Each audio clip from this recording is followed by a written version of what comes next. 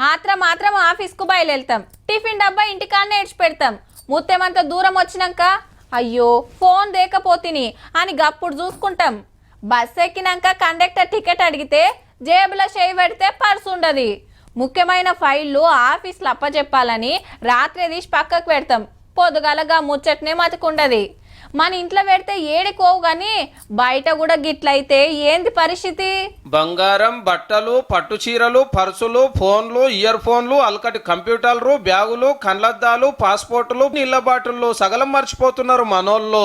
గదేనుల్లా క్యాబులు, ఆటోలు బుక్ చేసుకొని పోతారు కదా, ఇంట తెచ్చుకుని అల్లనే ఇడిచిపెట్టిపోతురట చాలా మంది. నిరుడు ఏమేం మర్చిపోయారని ఊబర్ కంపెనీ వాళ్ళు లెక్క తీస్తే ఇవన్నీ బయటకు వచ్చినాయట. ఆన్లైన్ లో బుకింగ్ చేసేటప్పుడు అడ్రస్, ఫోన్ నెంబర్ ఉంటది కాబట్టి అయ్యో అని వెనక పోయి ఇచ్చొస్తురట మంచి డ్రైవర్లు.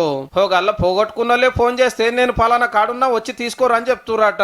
గసంటి మతి మరుపు ఉన్నోళ్ళ దాంట్లో బొంబాయి వాళ్ళు ఫస్ట్ ర్యాంక్ కొడితే అటెంక ఢిల్లీ, పూణే, బెంగళూరు, కలకత్తా పబ్లిక్.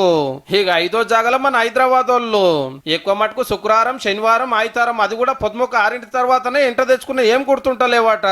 వీకెండ్ కాబట్టి పార్టీలు, ఫంక్షన్లు, షాపింగ్లు, సిట్టింగ్లలో వాడి గజనీలు అవుతుర్రో ఏమో మరి.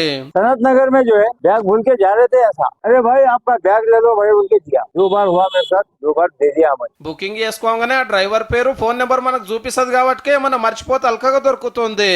అట్లా కాకుండా షేరింగ్ ఆటోలో మర్చిపోతే వెనక సిరి లబ్బ మొత్తుకురు తప్పితే ఏముండదు. అవును అవును అనుడు కాదు, మీరు గజనీలు కాకుండా చూసుకోండి జరా.